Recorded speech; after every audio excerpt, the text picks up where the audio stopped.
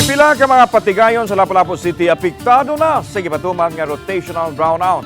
Samtang NGCP mipasalig nga hayan sa unang semana o kaha ikaduhang semana sa hunyo. Hingpit ng maayum-ayum ang naigo nga kable o na ipatuman nga rotational brownout sa Mactan Island. Siloan meron dina sa report. Misayo pagpalabas sa mga bedsheets ganihang buntag sa Erenia lapitan aron masigurong di na usab siya maabtan sa brownout.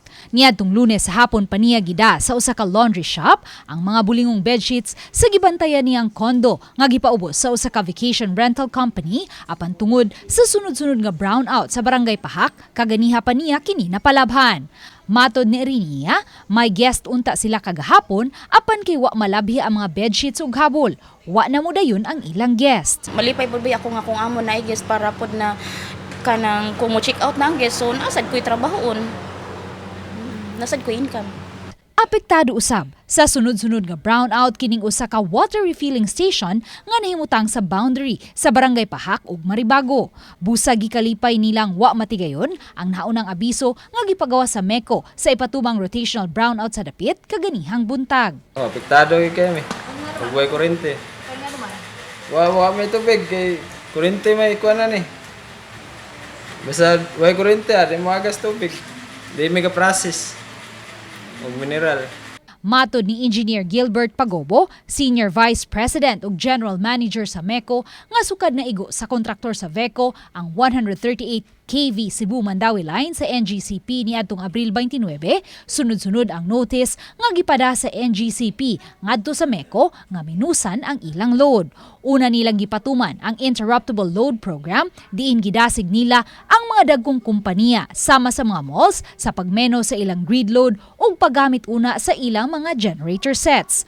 Ug kay nibuto pagyud ang usa ka unit sa diesel power plant sa Lapu-Lapu City nga miabag unta sa supply sa kuryente sa MECO, hinungdan nga kada adlaw na ang pagpatuman sa rotational brownout sa MECO sa nagkadiyang dapit sa Mactan Island. Because of all of these situations, kinahanglan tang si NGCP has required us, not request, required us to drop loads as high as 25 to 30 megawatt on a daily basis. Mo-average sa tag-upat ka barangay ang makasinati og tag-upat ka oras nga brownout matag adlaw.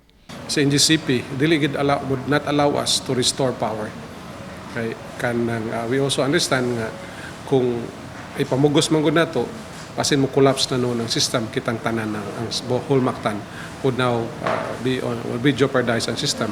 Whole Mactan will be on a blackout. Hinuon, gipasalig sa MECO nga wala na ipatumang rotational brownout kun hingpit ng maayum-ayum sunod buwan ang Line 1 sa National Grid Corporation of the Philippines kun NGCP. Gidasunan usab kini sa NGCP kinsa mibutyag nga karong simanahan na moabot ang mga materyales nga gipalit pa sa gawa sa nasod lakip na ang mga foreign experts nga motabang sa pagtrabaho niini. Ongoing ang restoration work and by this weekend dunay gitawag mga rejoinders nga mga materials nga moabot and we are on target. Actually ang expected na to ani by first week or second week of June mahumano ni siya ma-restore ta. Uban ni Marlon Malgazo, Luan Merondina,